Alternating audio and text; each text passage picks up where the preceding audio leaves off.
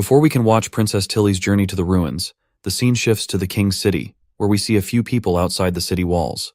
These folks appear to be refugees, afflicted by the same curse-like plague spread by the church. Lady Echo feels really sorry for them, because these people are refugees from the eastern region who didn't get the chance to board the ships sailing back to border town, and the church didn't even bother to give them medicine and just threw them out to die.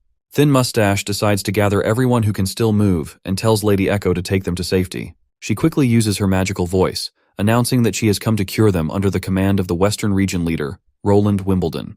She assures the desperate crowd that their ship is at the docks, where people have medicine to cure everyone free of charge. Thin Mustache is amazed to see how her voice is reaching everyone's voice, even though she is not even speaking vocally with words. The people quickly perk up at this news and stand up. Even the lady suffering from illness rises, eager to be saved. She promises to go to the Western Region if it means being cured. Thin Mustache flashes a pleasant grin and tells everyone they can bring their families as well. A while later, we see a bunch of water skins containing the medicine. The soldiers quickly tell the gathered refugees to drink the medicine inside the bottles, and they will be cured immediately.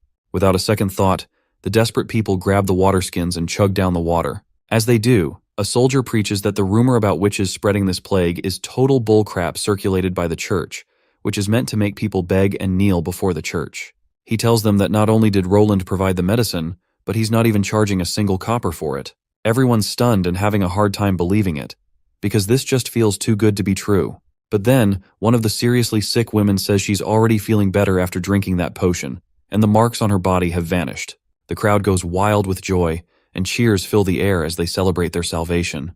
The soldier then explains that Roland Wimbledon is busy developing the Western region and needs a bunch of people to help with farms, building houses, and paving roads. He says those who agree to move there will get food and shelter as compensation. He also promises that everyone will get a job suited to their skills, and lets them know they'll be leaving in 3 days, so they should head to the ships if they want to go to the Western region.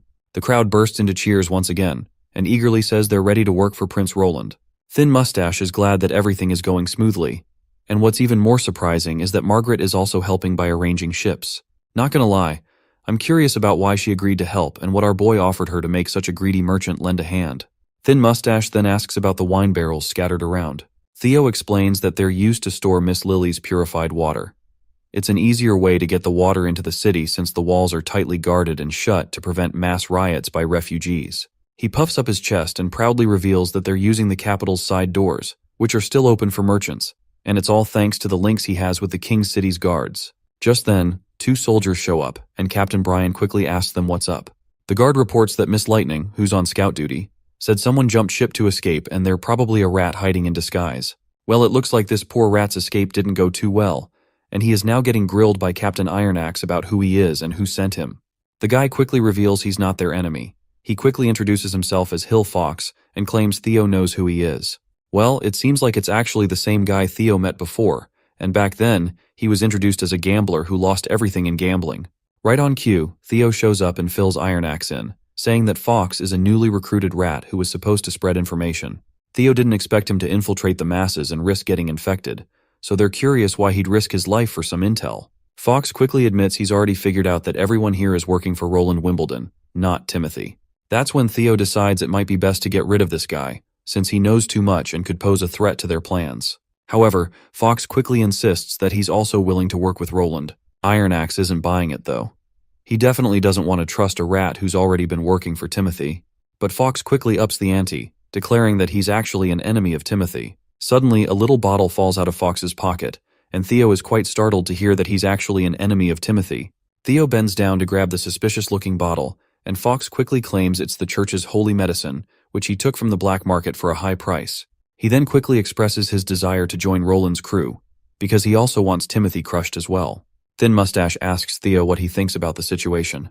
Theo explains that when he's not sure what's true or not, he usually goes with the safest bet, which here means deciding to kill Fox. Right at that moment, Nightingale joins the scene and tells Theo to leave it to her to figure out whether Fox is lying or not, because she is a living, breathing lie detector. In a few moments, Fox spills everything from the beginning. He clarifies that he didn't go bankrupt from gambling, nor did his wife cheat on him. These are just tall tales. In fact, he used to be part of the Pigeon Hat, a circus group that performed in the capital's inner districts. The group wasn't very large, but they were a tight-knit team, and Fox met his wife during that time. After they got married, they saved enough money to buy a house in the capital. But everything was destroyed when Timothy began his witch hunt. Under his harsh rule, the patrols went nuts looking for suspects, and Fox's wife was captured on flimsy accusations of being a witch. Later, Fox thought he could bribe the prison guards to free his wife, or at least get a chance to see her. But those filthy, greedy bastards just took his money and still wouldn't let him see her. They promised he could pick her up later, but when he finally got the call, she was already a mangled corpse. From then on, Fox swore he'd get justice for his wife. But the guard responsible for her death got off with just 10 lashes, and all Fox got was a measly 3 gold royals as compensation for losing his wife. If that's not rubbing salt in the wound, I don't know what is. So, Fox's sole purpose in life became seeking revenge on Timothy. He rallied support from his friends in the circus group, and since they weren't exactly battle-hardened, they used their skills to infiltrate various underground organizations. They gathered intel on Timothy and spread it to his enemies. While doing this, he also met Theo and kept tabs on him, who was supposedly working for Timothy to get rid of refugees from the city. But Fox eventually discovered that Theo was actually working for Roland. So here he is, still tied to the chair, insisting that he's eager to join Roland if it means taking down Timothy. He's ready to spill all the juicy details he has about Timothy to make it happen. Once the guy is done speaking, Theo turns to Nightingale and asks her to take on the matter. She quickly reassures him that Fox is being truthful, and there's nothing dishonest in what he's saying. However, she's not sure if he'll actually be useful to them. While Theo is still deciding whether to keep Fox around, Fox is amazed by how Prince Roland is letting witches live and saving so many refugees. He wonders if Timothy had been as kind-hearted, his wife might still be alive. Nightingale smiles, seeing that Fox isn't put off by Roland's unusual behavior. So at the end, they decide to let him join them, and quickly untie his hands. Theo tells him to stick with him and help out around the city for now. Theo is back in the same hotel, where he bumps into Black Hammer again. The big guy is thrilled the medicine worked, saying that without it, these 2 fools he's holding would have been dead by now. The little girl thanks Theo for curing the plague, wondering if he's working with the church. Theo keeps his identity under wraps, and claims that the medicine came from higher-ups in the royalty, and the church is just spinning stories about witches causing the plague, so he wants everyone's help here to cure all of the commoners. Black Hammer perks up at this and asks if Theo's client really let them sell the medicine. Our boy Theo confirms it and explains that his client is furious with the church for deceiving the public. He's worried that if the church keeps spreading propaganda and turning all the commoners to their side, they'll end up ruling the whole kingdom. That's why Theo's client, who is our boy Roland of course, wants to cure all the city's commoners. Theo tosses out a pouch of water containing Lily's purified water and tells the rats they can sell it for 10 silver, with 40% of the cut going to them.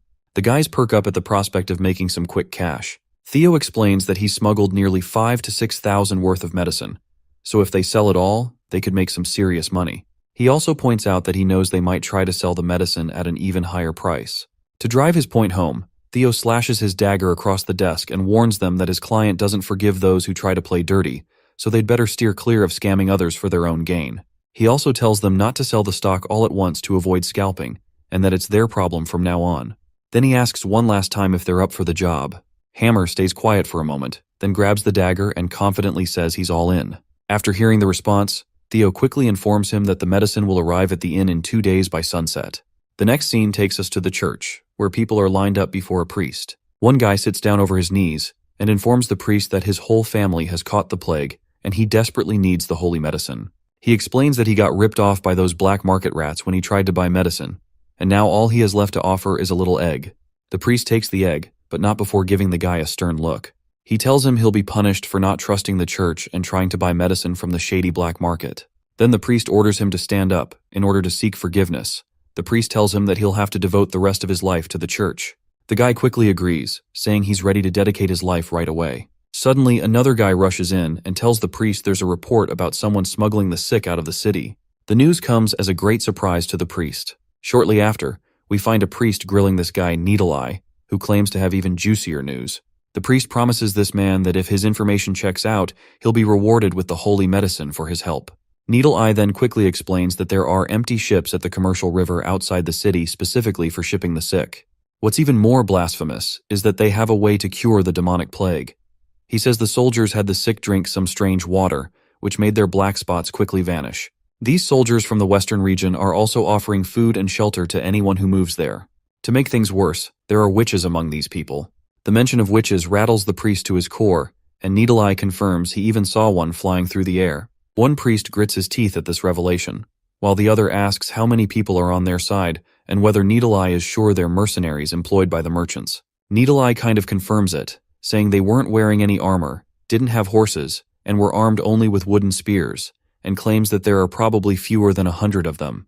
The priest tosses a bottle of medicine towards Needle Eye, who after seeing his reward coming at him, quickly adds that there are also rumors this whole thing was organized by the ruler of Border Town, who's looking to develop his land. The priest gives Needle Eye props for the info. But before the poor guy can even enjoy his reward, his throat is pierced by a dagger from behind, leaving him writhing in pain, and the attacker is a shady figure in a robe. After Needle Eye is dead, the junior priest asks his senior if he really buys the stuff Needle Eye was saying. The senior priest says he'll need to check it out, but suspects there's some truth to it. He plans to put 2 scouts on the city walls to figure out what's going on.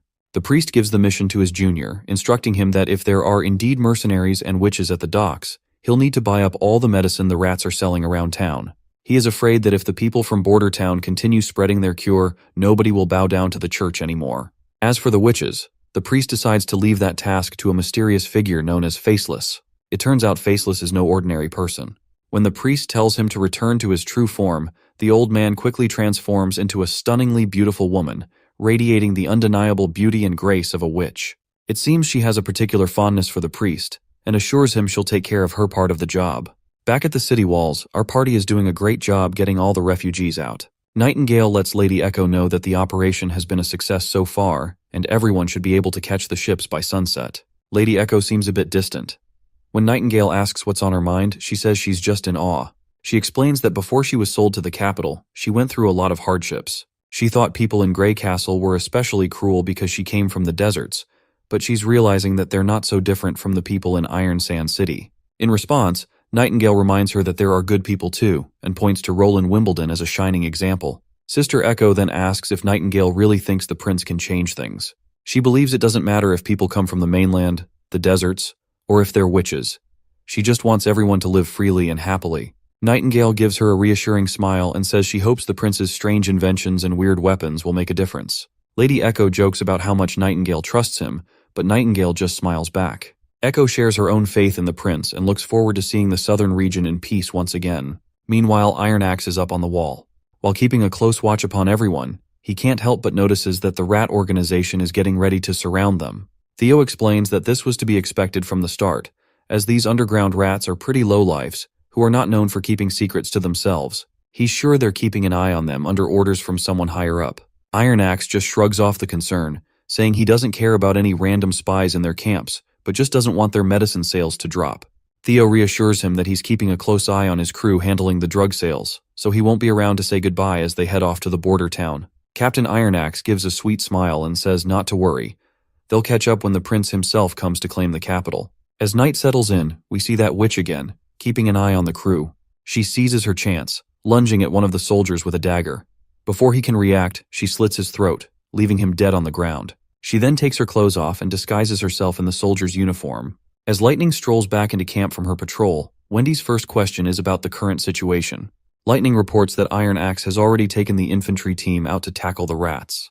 Lady Echo hands Lightning some water, and Lily grumbles about not having had a shower in days. All she right now wants is to go back to her house and enjoy the luxury of her bubbly home shower. Lightning almost chokes on her water and can't help but tease Lily for sounding like a spoiled elite, especially since she hates nobles. While the girls are in the middle of their banter, that witch in the guise of a common soldier barges in. She's hoping to blend in without any trouble, but Nightingale cannot be fooled so easily. She quickly appears behind the disguised witch, gun barrel pressed to her head, and demands to know who she really is. The witch tries to keep up her pretense, claiming he is Ford, just in charge of patrol. But Nightingale's not buying her crap, quickly pointing out that she's never seen a man with magic inside him before. Nightingale figures this guy isn't just any man. He's either a witch who sneaked in or a really rare male witch. Either way, she's sure he's not the Ford he claimed to be. With her cover blown, the witch decides to go on the offensive. She lunges at Nightingale with a dagger, but Nightingale dodges easily. The witch then turns her attention to Lily, aiming to stab her. Wendy jumps in front to protect Lily, and that woman swings her dagger right away. Nightingale takes action and fires a shot that hits the witch square in the chest. The witch collapses with the single bullet, and as she falls, she reverts to her original form. As she lies on the ground, taking her last breaths, she's overwhelmed by memories of Priestess Heather, who took her in and gave her the name Afra. The recollection brings tears to her eyes. Meanwhile, everyone rushes to Wendy, checking if she's injured. Wendy assures them that she's completely fine, and that the dagger didn't even touch her. It turns out she was wearing some armor made by our hero, which likely saved her from a serious cut. Meanwhile, Lily is still shaken and on the verge of tears, visibly terrified from the close call. She then lashes out at Wendy, telling her not to rush into danger like that again. Wendy comforts Lily by patting her on the head, explaining that she was just caught up in the moment and jumped in front of the blade to protect her, instead of using her wind magic. While they're chatting and comforting each other, Lightning wonders why the witch attacked them in the first place. It doesn't make sense to her why a fellow witch would turn against them. Nightingale steps in and tells Lightning that this woman isn't like them. This night is the last night for everyone here before heading to the border town. And later that night, the rats tried to launch a major sneak attack. It was anticipated, and in the end, our first army had 1 soldier killed and 4 wounded in the aftermath. The muskets kept firing, and the battle ended without close combat. The rats scattered into the night, and with our party's journey due the next morning, there was no need to pursue them. The 4 wounded soldiers received first aid from Lily, and their bleeding was stopped. They also found the soldier who died at the hands of the witch in a field. He was the soldier who died far from home, so he was given a respectful burial, and everyone expressed deep respect and mourning. Because of that one loss, the First Army's debut battle on foreign soil wasn't a success, but it wasn't a failure either. With heavy hearts, everyone prepares for their journey. Back on the sea, Lady Tilly is finally venturing out on her journey with this traveler. The blonde guy explains that there are countless islands in the bay, and no one has been this close to their border before. The further east they go, the stranger the weather becomes, and the islands stay the same, so he's not sure how peculiar they might get. Princess Tilly asks if he is implying that he never had been there before, despite his reputation as a renowned explorer. Few have dared to cross Inferno Island and continue east, and this blonde is allegedly one of them. The blonde laughs it off, saying those are just exaggerated tall tales he's heard about him many times before. While lighting up his cigar, the blonde explorer explains that brave souls from the bay head east every year. It's tough to discover something new because of violent hurricanes and sudden fogs that make sailing really difficult. Meanwhile, Ash reveals in her thoughts that this great explorer went missing 2 years ago.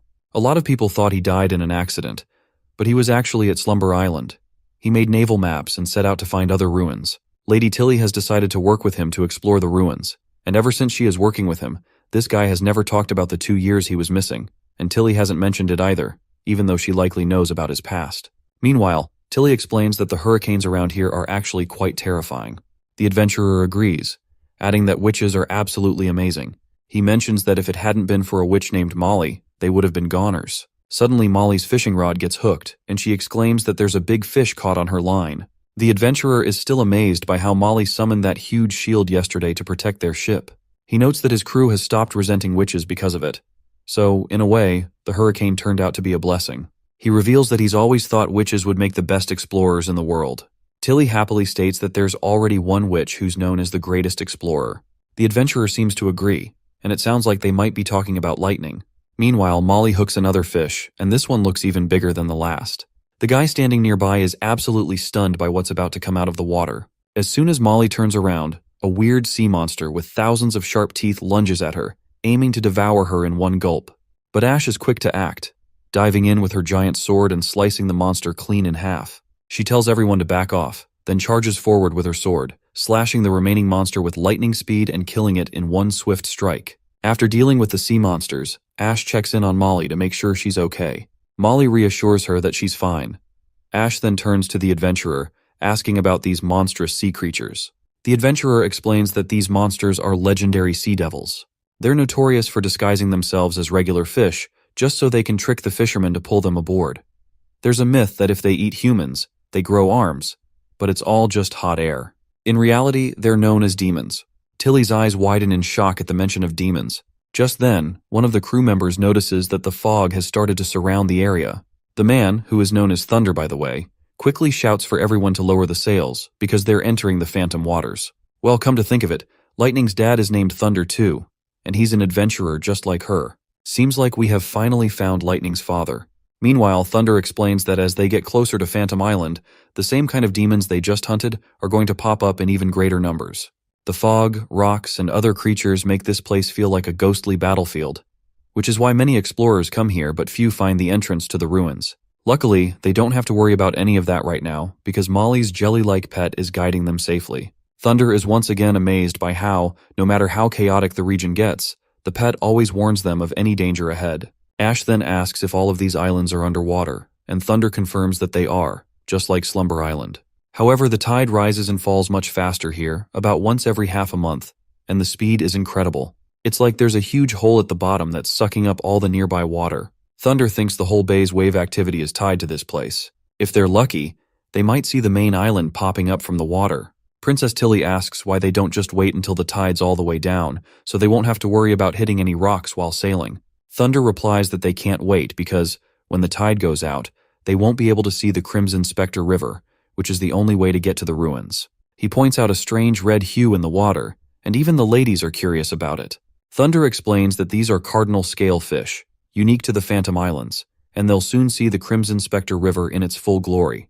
Princess Tilly lights up when she sees a huge swarm of fish. She finally gets it. The Crimson Spectre River isn't a real river at all, but just a bunch of cardinal scale fish swimming together. It makes it look like there's a crimson river below. Tilly asks why this happens. Thunder explains that it's because of the main island. Apparently, the island is shaped like a pyramid with a big hollow space inside. The fish lay their eggs there, and when the tide drops and the island starts to show up, the fish, sensing the change, go nuts and rush out.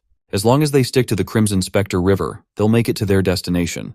After sailing along the Crimson River for a while, the majestic Phantom Island finally comes into view, leaving everyone in awe. One of the crew guys quickly ties up the boat to a boulder. As everyone hops out, Princess Tilly asks if he's the one who set up the posts for parking the ships. Thunder explains that the posts were already here when he first found the place, and they were probably put up by whoever built the ruins. Lady Ash then asks where the ruins are, and Thunder says they're right above them, so they'll need to head up to reach them. As they walk through the spooky place, Thunder warns everyone that there are booby traps meant to keep looters out. But since the traps have been submerged for so long, he guesses they might not work anymore. The only issue is they have a long hike ahead, so they need to be careful not to run out of stamina. Princess Tilly seems pretty creeped out by the eerie pathway. Seems like Tilly isn't a fan of the dark. But luckily, Lady Ash has always had her back and is ready to guide her through the shadows once again. After crossing the narrow pathway, they finally reach a door. When they open it and step inside, they get their first look at the library from within. As Tilly starts exploring, Ash quickly tells her to stop, warning that it might be dangerous. But Thunder reassures them, saying they don't need to worry because he and his team have already explored this place before. He points out that there's nothing much in here except some stone tables and chairs, because they've already collected all the magic stones, which were scattered all over the floor, about 30 in total. Plus, other explorers have been through here too, so he's pretty sure the place has been cleaned out. But it looks like Tilly isn't giving up. She spots something secret on the wall and starts ripping it off. To everyone's amazement, she uncovers a huge magic stone embedded in the wall. Ash quickly decides to pull it out, but Lily tells him not to. Instead, she approaches the crystal, and crimson magic energy begins to radiate from it. As the energy intensifies, red energy starts bursting out of the crystal. That's when Thunder realizes that Tilly might be trying to unlock something that only witches can activate. The other crew members are completely clueless about what's happening, and before shit takes turn for the worst, Lady Ash steps in, grabs Tilly like a toddler, and starts running out of the mess. At the same time, a staircase suddenly drops down to the ground from above, supported by some sturdy chains. Thunder's mind is hit by a bolt out of the blue as he sees the staircase before his eyes, probably leading to a secret room. Everyone quickly ascends the stairs, and when they reach the top, Princess Tilly finds another stone embedded in the wall, and this one looks like an ice crystal you will find in the Everwinter Kingdom. Thunder is also amazed and points out that a stone this size could be worth a lot on the market. Tilly assures him that he'll get his share of the loot, just as they agreed. After walking around a bit more, they realize this new place is an abandoned living space. There are some books here too, but even Tilly, who's usually pretty sharp, has trouble reading them because the language is unfamiliar. She decides to take the whole treasure trove of knowledge with her, as they had planned. Thunder then checks out the telescope, but all he sees is pitch black. It's probably because it's broken. Princess Tilly calls Ash over to help move a heavy bronze plate. When Ash pushes it aside, they discover another stone underneath. Tilly immediately reaches out to it, and the stone reacts by glowing with a thick crimson light. Princess tells her friend that the stone is continuously drawing in her magic, and quickly Ash tells her to step back. But the princess reveals that it's already too late, and insists she just needs a little more time to finish the process. Things take a turn for the worse as the ground starts shaking, and Thunder begins coughing badly. His eyes fall on the telescope again, and out of curiosity, he makes a bad mistake of looking through it, which leaves him absolutely boggled when he sees a huge door that seems to be connected to the depths of hell itself.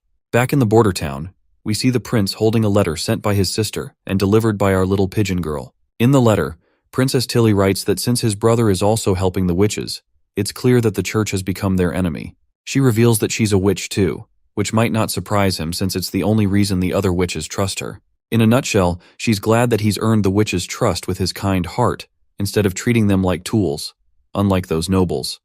She's also excited about all the inventions he's made.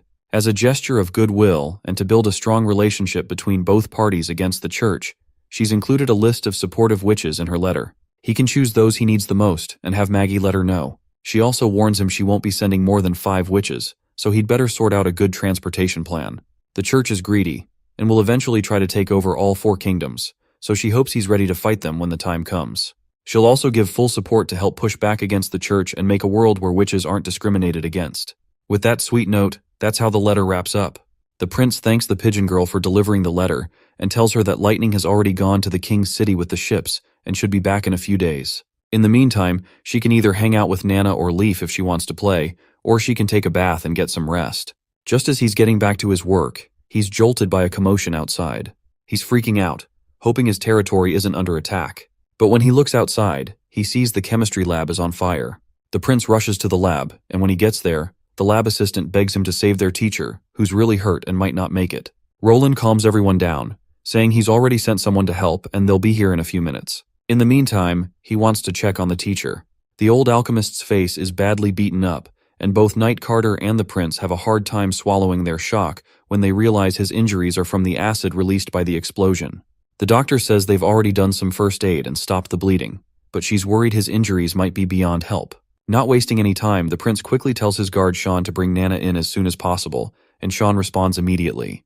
The prince decides to check out the scene with Carter and reminds the guard again to bring Nana back quickly. They walk into the lab, and it's a total disaster. The prince tells Carter not to touch anything unless he's wearing anti-corrosion gloves. The prince notices a bottle nearby and finds it odd that it's there. He picks it up and realizes it looks like a bottle of spirit from the village market, with less than half left. He wonders if this mad alchemist might actually be a booze-loving old coot, just like our Rick Sanchez. Just then, the soldier arrives and announces that Nana has arrived. Without wasting any time, the prince directs Nana to tend to the alchemist's injuries. Nana confidently declares that small wounds like these are no problem for her. She activates her abilities, and the alchemist's face begins to heal. The skin on his fingers, which had been severely damaged, starts to recover and come together. It's pretty surprising that Nana is actually healing the alchemist's missing fingers, especially since she wasn't able to do this before. Even the soldier is a bit puzzled because there were 3 fingers missing before, but now everything is healed up. The prince asks Nana since when she's been able to do this. In response, the girl explains that she discovered this ability about a week ago. She was experimenting with chickens and realized she didn't need the severed limbs to patch them up once again with body.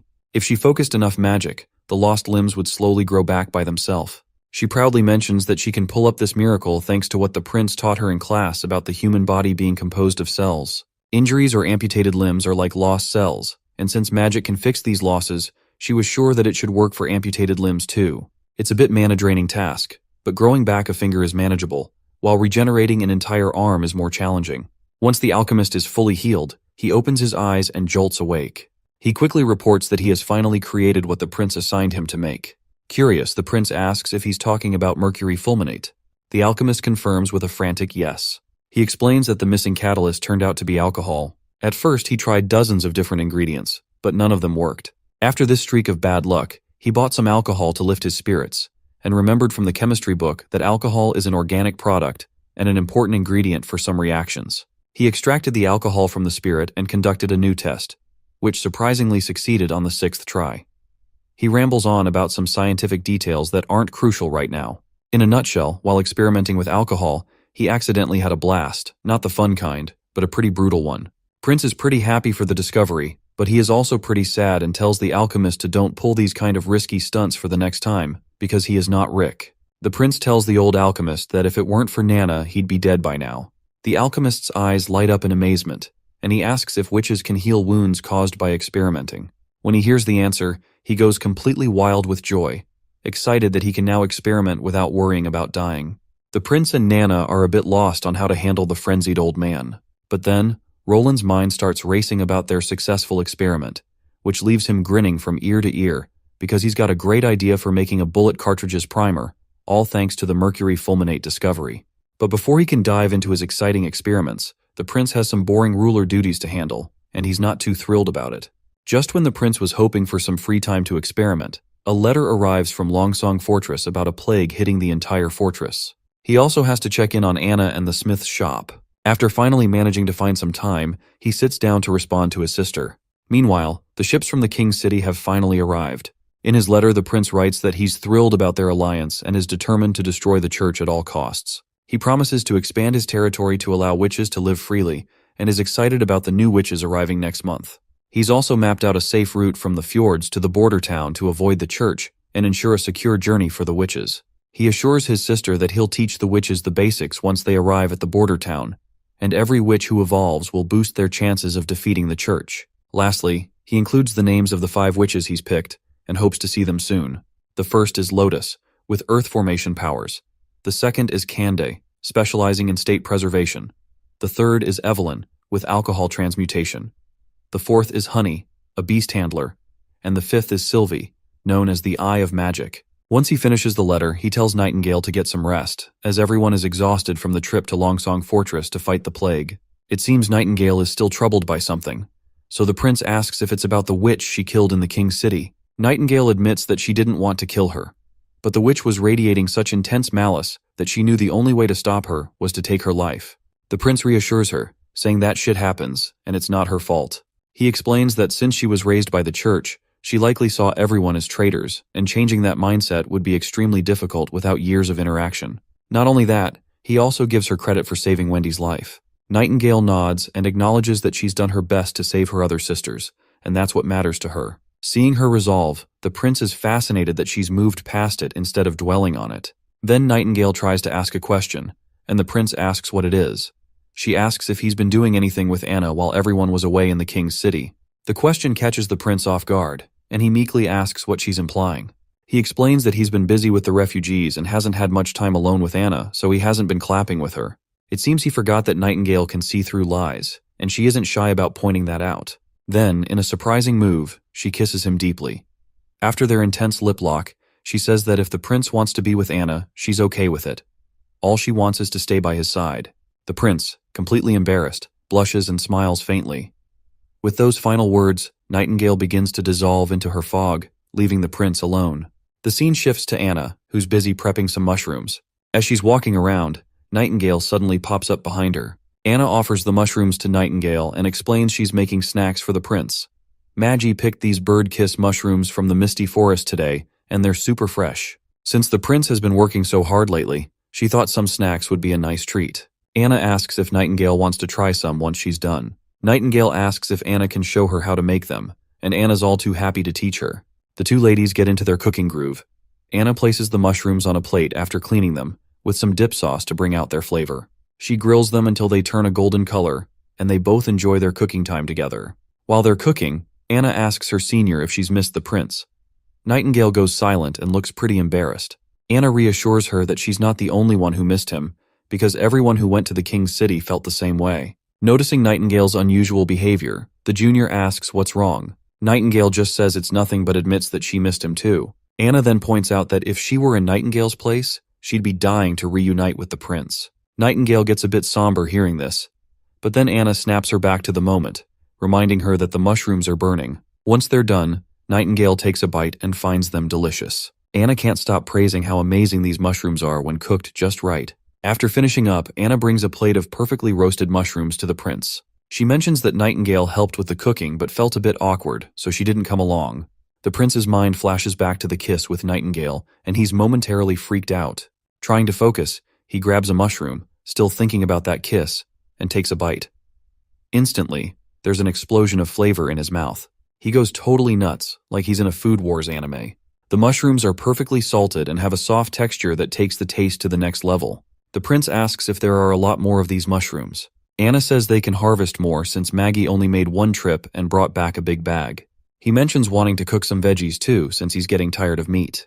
He grabs another mushroom, and as soon as he takes a bite, his face goes pale. He's hit with an overwhelming rush of salt, and tears start flowing involuntarily from the saltiness. Anna charmingly explains that this batch was made by Nightingale, who really paid attention to every step. The prince can tell these mushrooms are from Nightingale, especially because they're a bit clumsy but endearing. He reflects on how he spent most of his life working on blueprints and never really had a chance to enjoy simple things like this, making him unsure how to respond to their feelings. He puts the plate back on the table, and Anna asks if he'd like to have some more mushrooms another day. He assures her he definitely will, and they were absolutely delicious. A few days later, it's the day of the award ceremony in Bordertown, where people will be honored for their significant contributions. The prince reflects on the achievements they've made, like fighting demons, taking on Longsong Fortress, and everything else. He acknowledges that these accomplishments were all thanks to the efforts of everyone involved. These aren't just elites or artists, but ordinary people who made a huge difference. As a token of appreciation, everyone will receive a generous reward, a special medal designed by the prince himself, along with 100 golden royals and 5 acres of land. The crowd bursts into cheers at the prospect of rewards, while the prince kicks off the ceremony by inviting Iron Axe, the First Army's commander, to the stage. As Sister Echo sings a beautiful song to add a special touch to the ceremony, Iron Axe seems pretty anxious in front of the whole crowd.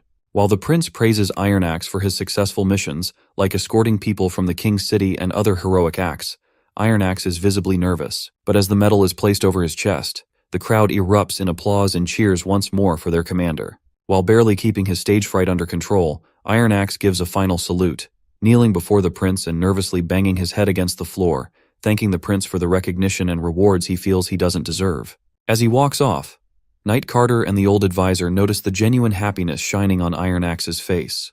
The next person called up is Kyle Sichi, the renowned mad scientist who traveled all the way from Redwater City. Everyone is surprised that someone of his stature has come to Bordertown after leaving the Redwater Alchemy Center.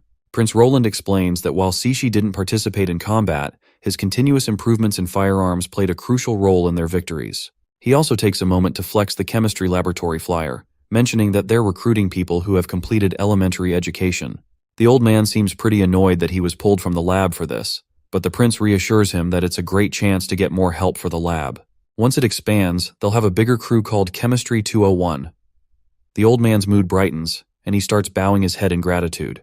Next up is Nana, who's being rewarded for her healing work. As she steps onto the stage, the crowd starts singing her praises. Everyone thanks her for the times she's healed them, and it completely melts Nana's heart. Overwhelmed by emotion, she reflects on all the hard work she's put in and comes close to tears, realizing she's finally being acknowledged. The prince tells her to calm down and just respond to everyone's enthusiasm. She wipes her tears, stands tall on the stage, and thanks everyone for their generous praise. Once the ceremony wraps up, the prince looks completely worn out from all the speeches and activities. Just when he's about to sink into some well-deserved rest, Nana shows up, puts a finger to his lips, and shushes him. Startled, the prince follows her into his office, where he sees all the witches lined up in the hallway. Lady Scroll steps forward, offering her respects and praising him for his incredible hard work. She struggles to find the right words to express her gratitude. The prince, a bit nervous, listens as the witches explain they've finally found the holy mountain they were searching for. As long as he doesn't send them away, they're more than happy to stay and work with him. The prince shrugs off their flattery, telling them that all he's achieved is thanks to their support, so they don't need to feel indebted. Wendy then steps in, announcing that everyone should head to the dining hall, and the prince will join them soon after changing his clothes. Once the crowd has dispersed, Sister Scroll pulls the prince aside, reminding him that he's been burning the candle at both ends. She notices how tired he looks and suggests he needs to take better care of himself. The prince brushes it off, insisting he's perfectly fine, but his tired eyes give him away. Meanwhile, the witches walking down the corridor are buzzing with excitement about the feast ahead. They're all curious about what delicious offerings await them at the dining table. Back in his quarters, Anna is still with the prince. She thanks him personally, her words failing to capture the depth of her gratitude. The prince, now starting to change into more comfortable attire, casually asks why she's so determined to stay in Bordertown. Anna, with a touch of shyness, admits she doesn't have a specific reason, but makes it clear that she'll follow him wherever he goes. She places her head against his chest, seeking comfort and reassurance. While the prince and Nana are getting all emotional, that church guy, whom I forget the name of, stands outside the door, looking forward to discussing some bridge blueprints with the prince. But after peeking through the gate, realizes it's not the best time to interrupt and decides to figure it out on his own. Meanwhile, in the city outskirts at Grey Castle Capital, we catch up with Theo. Fox has brought his circus crew, and he introduces the first guy as a magician who's been undercover in Dreamwater, gathering juicy intel during the naval port barricade. The magician reports that he entered Dreamwater pretending to be an amnesiac, but most people either died or fled. Even the leader, Tanis, was executed by the Judgment Army, and everyone was scrambling to fill the power vacuum. The mention of the Judgment Army grabs Theo's attention. He remembers that this is the church's secret weapon and takes note of the significance. The magician confirms Theo's suspicions. He adds that Tanis's attempt to seize the port failed spectacularly. After retreating to the Eastern District, they were ambushed by the Skeleton Fingers, leaving them with just about 10 people. In a desperate bid to find the church, Tanis and a few of his subordinates set off, but only 2 or 3 of them made it back. They reported that Tanis had a heated argument with the bishop and ended up impaled by the Judgment Army. Theo connects the dots and realizes that Tanis's downfall was likely due to being cut off from church support. The church's refusal to assist him led to his demise. Dreamwater is in serious trouble, and Theo can see how the pieces are falling into place. Man, all this high-stakes political stuff between the kingdoms is a lot to handle, but honestly, who cares? What really matters is watching Roland wipe the floor with everyone. Theo steps in and announces that he serves under Roland Wimbledon and is in charge of gathering reports for him across the kingdom. With his voice raised, he asks if anyone's interested in working for Prince Roland. The whole circus crew gets fired up and makes it clear they're in as long as Timothy is brought to justice. Theo tells them they'll meet once a week at this time and place, and if anyone has urgent reports, they should leave a pot of purple flowers at the door. They'll knock 3 times long, then 2 short. Everyone agrees, and Theo reminds them that a good informant keeps their identity hidden, so they need to keep a low profile. He tells them to cooperate, and they'll make sure Timothy goes down. Theo asks if anyone has anything to add. That's when Fox chimes in, saying Timothy is already on his way back from the eastern region. He shares rumors from the Black Mallet that Timothy seems to be recruiting a lot of rats into his army. The promise is that these rats can become free citizens if they join, and some members of the Skeleton Fingers have gone to the capital to check it out, and it looks like it's legit. Theo quickly realizes that rats can't be real soldiers, so Timothy is probably planning to use those church pills to make them fight, just like they did before. Theo tells everyone to keep a close eye on the rats and report any updates. This will be their first task. The next scene takes us back to the border town, where we see all the refugees lying down, and the person on the counter is taking all the information about each person, and according to their skill set, they are being assigned to a job. A refugee then comes in front of the desk, saying he's illiterate but a skilled woodworker. The attendant starts asking him the usual questions about the job, and the guy answers confidently but nervously. So the receptionist eventually hands him a form to fill out. Just then, Old Man Barov comes from behind, and with his eyes cold as ice, he asks the receptionist why they're doing such a sloppy job. Then, Barov turns to the alleged woodworker and tells him to show his hands. The man reluctantly holds them out. Barov points out that if this guy was a real woodworker, his hands wouldn't be so rough. They should be shiny and tough from handling wood, and stained black from drawing outlines, which is hard to wash off. Plus, the guy keeps avoiding eye contact, which is a dead giveaway that he's faking it. Most people act like that when they're trying to remember something they never actually experienced. The alleged woodworker starts to panic after being exposed.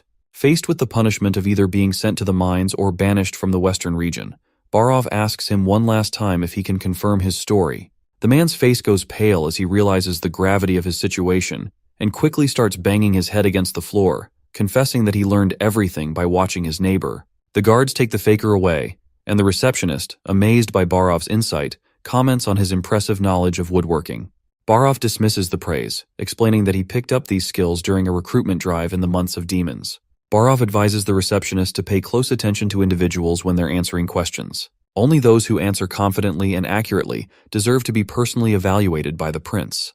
He also emphasizes discouraging others from lying by warning them about the severe punishments. Back in the office, Barov reports to the prince that each refugee is expensive, and if they don't work in border town for at least a decade, they won't offset the expense it took to bring them here.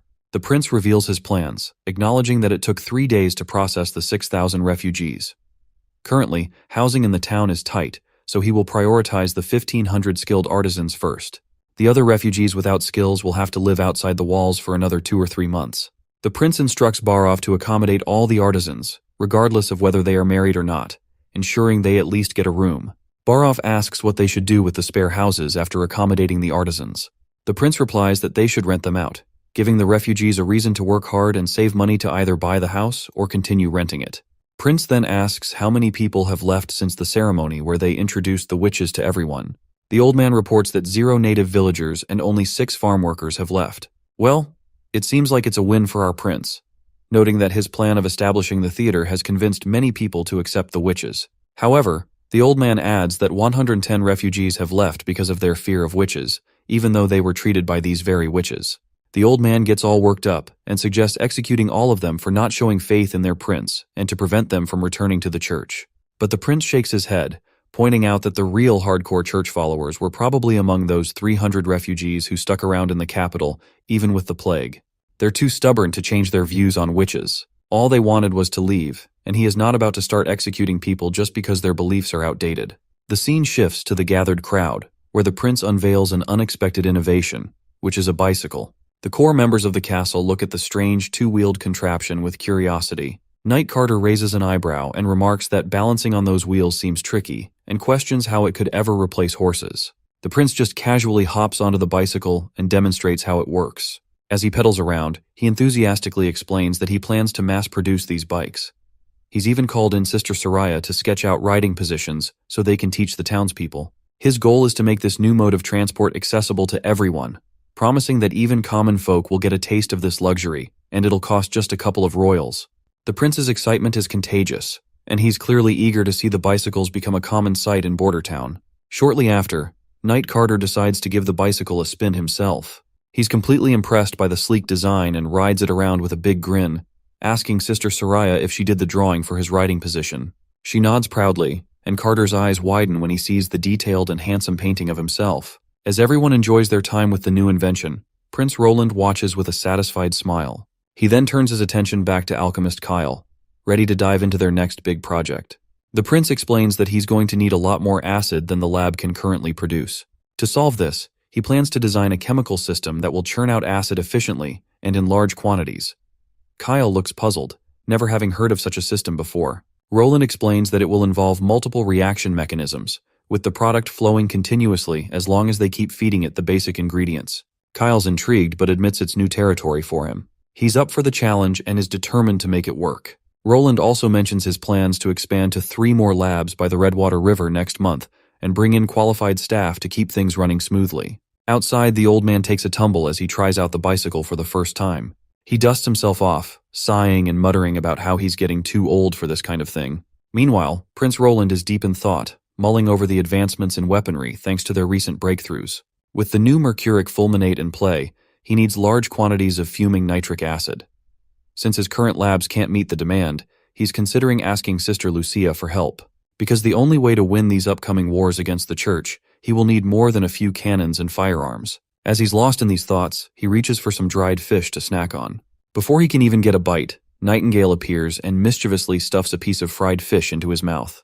Her gesture is both unexpected and warmly received, pulling him out of his deep contemplation. The scene cuts to outside where Prince introduces himself to these little kids and congratulates them for completing their basic education and becoming the town's first graduates. The kids are ecstatic to be speaking directly with the prince, and their excitement is off the charts. He praises Karl von Bate for his significant role in their education and announces that everyone will receive a generous reward based on their performance, regardless of their career choice. The kids cheer and celebrate, thrilled at the prospect of a bright future, and start dreaming about their new salaries and the bicycles they'll soon be able to ride. They excitedly discuss applying for positions at the city hall, envisioning a better life ahead. The prince then decides to distribute the degrees, instructing everyone to come forward when their name is called. A girl playfully pushes her friend to take his degree first. The boy reluctantly steps forward, and the prince hands him his degree, congratulating him on graduating. Feeling a surge of confidence, the boy expresses his eagerness to sign up for the chemistry laboratory and follow in the footsteps of Kyle Sichi. Meanwhile, back in the Holy City, the archbishops are in a heated discussion about Roland. Priest Main is stunned to learn that the plague the church spread was caused by microscopic demons specifically bred to be invisible. He has no idea how Roland managed to cure it, suspecting he might be using witch's magic instead of the holy medicine. They also discuss the long-range crossbows that Roland's forces have, which shoot relentlessly. Priest Main recalls Priest Tylo mentioning these crossbows before, as he is stationed at Longsong Fortress. This revelation also sheds light on why Duke Ryan was defeated by the commoners from Border Town. The church leaders are both baffled and concerned about Roland's growing influence and capabilities. Another old man in the church is absolutely shocked to learn that their witch, known as Faceless, has been killed. He is certain that Heather will be furious when she returns from the Everwinter capital, because pure witches are extremely rare and very expensive to raise. Scratch that, a pure witch is even more valuable than the Judgment Army. The old man goes absolutely mad upon hearing that Timothy's soldiers ambushed the Longsong Fortress Church and killed the head priest of that place. If you can't recall, this happened when Timothy sent those soldiers to attack Border Town after making them take those church pills. Priest Main quickly realizes that Timothy just wanted to steal those pills stashed in the church. However, he still can't believe the audacity of Timothy to kill the head of the church. But it is true, as I can remember. Timothy indeed stole those 2,000 pills and fed them to his army of common people to attack Border Town. After mulling over it, Priest Main quickly understands that Prince Roland is actually planning to acquire this group of refugees as cheap labor. He can arrange for his witches to cure them and ship them to the western region. The old man agrees, saying if they were not fighting Wolfheart right now, the church would put a stop to Roland immediately. And most of all, the witches in the western regions deserve to be swept clean. But Priest Main tells his old fellow to read this letter before getting riled up. The old man is absolutely blown away to realize that a large number of witches have appeared at the bay and they have destroyed all the current churches. The priests, still in the dark about Princess Tilly's involvement, are puzzled if the witches are migrating from the mainland to the sea. But Priest Main just shrugs them off, saying that they are far away in the ocean and shouldn't affect their grand plans. The current mission of the church is to acquire more land and labor to expand their Judgment Army. It seems like these priests have finally recognized this once dumb and goofy fourth prince as the greatest threat to the church. Priest Main has decided to lead 100 Judgment Army soldiers and pure witches to permanently wipe out the western region, and decides to deal with the witches at the sea later. The old man is shocked at the idea of Main going himself, especially since the battle at Wolfheart is still ongoing, and Heather has not returned from Everwinter. But, as if on cue, a soldier arrives with urgent news from Heather. Apparently, a huge fleet has docked at Everwinter, and many enemies are attacking the capital. When the message was sent, 2 city gates had already been lost. Archbishop Heather is currently trying to defend as much as she can, but there are too many enemies, and they are using berserker pills. All the ships are flying the same black flag, the Black Sail Fleet of Garcia Wimbledon. The scene transitions to the castle of Everwinter, where Garcia has taken control and captured Heather. Garcia, standing in the grand castle, tells Heather to start praying to her god before she begins her gruesome work. She plans to cut off Heather's fingers and limbs one by one to make her feel the pain and helplessness that the people of Clearwater have suffered. Heather, however, remains steadfast, showing no hint of fear or apprehension. She defiantly asks Garcia if she plans to curse herself with the church's wrath, or if she intends to drift at sea forever without ever docking. Garcia does not seem to like this nonsense talk and simply snaps her fingers. Right on cue, her goons pin Heather to the ground and hold her hand out. They proceed to cut off her fingers with the cold efficiency of slicing cucumbers. As the pain begins to overwhelm Heather, her face twists with agony. Despite the relentless torment, her eyes well up with tears, but she remains determined not to give in. Garcia's soldiers continue their gruesome task, chopping off her remaining fingers, but Heather's resolve seems unshaken even as her body trembles from the pain. Chief Kabbalah of the Sandstone clan looks at Garcia and asks if this is really necessary, since suffering is usually only needed for intimidation or interrogation. Garcia, clearly annoyed, responds with a sharp question about whether Chief Kabbalah even understands how the church tortures witches. Then Heather's chuckle breaks through, quickly escalating into maniacal laughter. She tells them that they clearly don't grasp the church's power or the importance of its work. Heather makes it clear that Garcia has stuck her hand into a lion's jaws and that the church's enemies will be obliterated. But Garcia just laughs it off and says she'll be more than happy to wait for that day to come. The scene opens with Anna happily digging into her ice cream, her enthusiasm as sweet as the treat she's savoring. The prince couldn't help but feel creeped out, convinced that no matter what era they came from, girls always enjoyed ice cream. It turns out the prince had come up with a simple recipe using just sugar, water, yolks, butter, and milk to make the ice cream. Perfect timing, as the other girls soon joined the scene. Maggie walks in with her hair playfully tousled by leaves, and the prince jokes that they must have been looting bird nests again. He pulls out a letter and mentions that summer begins tomorrow, and before she prepares to head back to the bay, he asks Maggie to deliver the letter to Tilly. Maggie accepts the letter confidently. Meanwhile, Lightning remembers that with the end of the month approaching, Maggie will be leaving the palace soon. The prince then gives Lightning a mission, revealing that the map she's looking at is one she drew herself. He asks if she remembers the shallow beach by the mountains. Lightning quickly points to the spot on the map. The prince tells her to take Maggie and fly out there, plant 2 flags at the spot where the beach meets the mountains, and mark it on the map. Turning to Maggie, he explains that if Tilly agrees to send the witches, Maggie will need to guide the ship to this spot, where everyone from Border Town will welcome them with hot air balloons. Lightning perks up with happiness as she realizes that more witches are apparently going to be joining Border Town soon. The prince nods confidently, saying he believes in his sister and that she will eventually join him. Shortly after, we see the balloons soaring through the air. All the girls are absolutely amazed to see that they're actually flying. The prince has named the balloon the Overlook, and Anna gives all the credit to Soraya for helping paint it. The prince agrees, saying the paint's stickiness is exceptional because it needs to adhere closely to the base layer to support such a massive balloon. Otherwise, it wouldn't be able to withstand the pressure and tension. The prince quickly starts imagining that, since he has acquired DC motors, he can use electrolyzed water to create hydrogen gas. It won't be long before he can build a famous Zeppelin airship. As long as he can find lightweight materials for the frame, a monster like this could soar thousands of meters above the ground. Although the feasibility of dropping bombs from such heights is questionable, it's thrilling to think about invading the church's holy city by land, sea, and air combined. The girls notice the prince smiling, and Lily points out that he's probably excited about the prospect of new witches. The prince keeps grinning, clearly enjoying the excitement of new possibilities. Wendy, meanwhile, is blown away that Princess Tilly and her friends managed to gather so many witches on Slumber Island. The prince nods, adding that Tilly didn't just pull witches from Grey Castle, she also invited witches from the other 3 kingdoms. He even thinks she might have been in talks with the Old Witch Association at some point. Wendy mentions that Kara, their former leader, never mentioned anything about Tilly, but the prince points out that if Kara had revealed Tilly's invitation, no witch would have joined Kara's quest for the Holy Mountain. Wendy agrees, saying that this unexpected turn of events has actually worked out in their favor. They're now living with such a down-to-earth prince while enjoying a pretty luxurious life. Lily, always the arrogant one, chimes in, suggesting that Bay witches might be better since there are so many witches around, making it easier to walk through town without feeling anxious. As their banter continues and laughter fills the air, and that is when Roland's attention drifts to something a bit awkward. He can't help but notice Wendy's rather prominent pair of hooters. Later that day, the prince sits in his office, mulling over the idea that women with larger breasts often experience sore shoulders, and that's why bras were invented.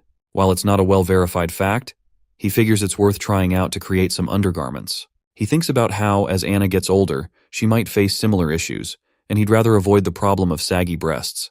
He starts designing some bras, marking another innovative leap in this old era. The next day, the balloon soars through the sky once again. This time, it carries not only witches, but also Margaret and a merchant. They're all thrilled and amazed to be flying for the first time.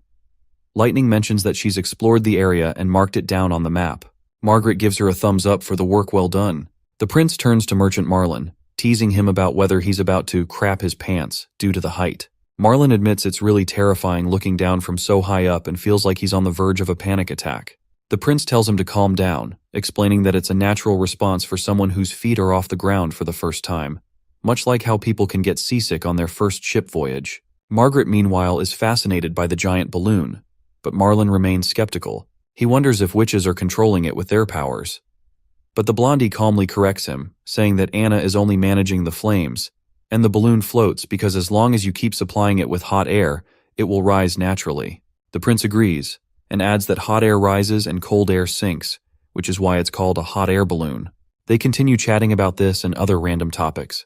Eventually, Margaret expresses interest in buying a few hot air balloons from the prince. She mentions that they don't have to be big, just large enough to carry one person.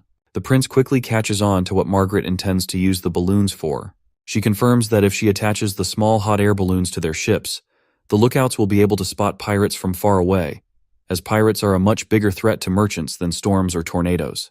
The prince flashes a grin and informs her that the price won't be cheap, estimating it will be in the thousands of golden royals. Margaret agrees to pay 1,000 golden royals for one balloon right away. She promises that if the balloons become popular, every merchant in the bay will be eager to buy 1 or 2 for themselves. The other merchant nods in agreement, noting that while he hasn't fully gotten used to the idea yet, it's clear that this could be a crucial exploration tool for the Crescent Moon Merchant Guild. If the prince can make them, he's certain everyone at the bay will want to buy them, even if it means paying a premium. The prince quickly starts calculating the potential profit, realizing that his markup is almost 500% of his estimated product cost.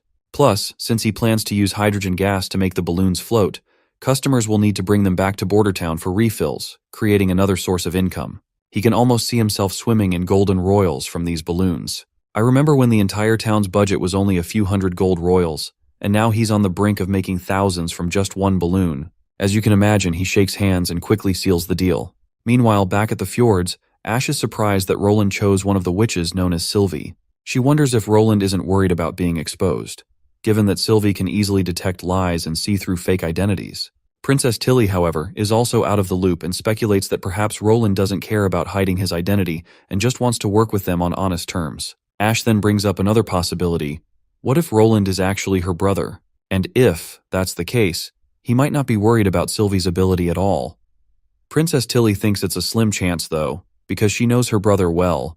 Roland Wimbledon would never take on the church for the witches. He's always been better at running from challenges or problems, and he even protested when the king sent him to Border Town.